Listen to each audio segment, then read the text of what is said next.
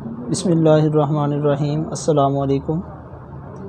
میں ہوں آپ کا دوست حافظ محمد حماد الرسول، اور آج ایک نئی ویڈیو کے ساتھ آپ کی خدمت میں تھوڑی دیر کے لیے حاضر ہوں۔ اپنے اس چینل میں آپ کو خوش آمدید بھی کہتا ہوں۔ آج جس موضوع پہ میں بات کرنے لگا ہوں وہ نوجوانوں کا مرض ہے، اور احتلام کے مرض پہ آج بات کریں گے۔ آج بات کرتے ہیں کہ احتلام زیادہ کیوں ہوتا ہے۔ اس کی چند ایک وجوہات ہوتی ہیں، کچھ نفسیاتی کیفیات بھی ہوتی ہیں اور جسمانی کیفیات بھی ہوتی ہیں، کچھ غذائی خرابیاں ہوتی ہیں جن کے نتیجے میں پھر یہ مرض شروع ہو جاتا ہے۔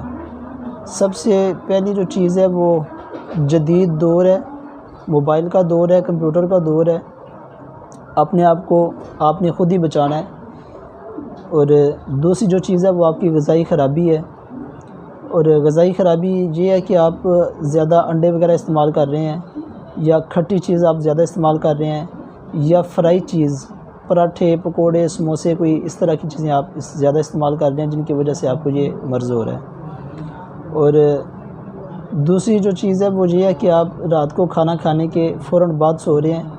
اس طرح نہ کیا کریں۔ جب آپ کھانا شانا کھائیں تو اس کو کم از کم ہضم کر کے پھر آپ لیٹیں، ورنہ نہ لیٹیں۔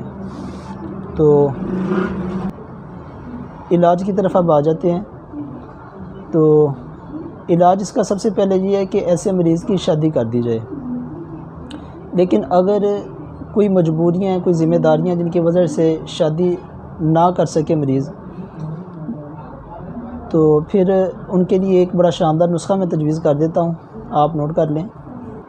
اجوائن دیسی 50 گرام، پودینہ خشک 50 گرام، اور سنا مکی 100 گرام۔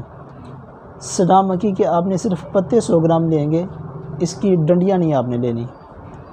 یہ ان تینوں چیزوں کو آپ پہلے علیحدہ علیحدہ پیس لیں، باریک کر لیں، اور اس کے بعد تینوں کو اکٹھا کریں، اور ان کو چھوٹے چمچ کا تیسرا حصہ صبح دوپہر شام تازے پانی کے ساتھ استعمال کریں۔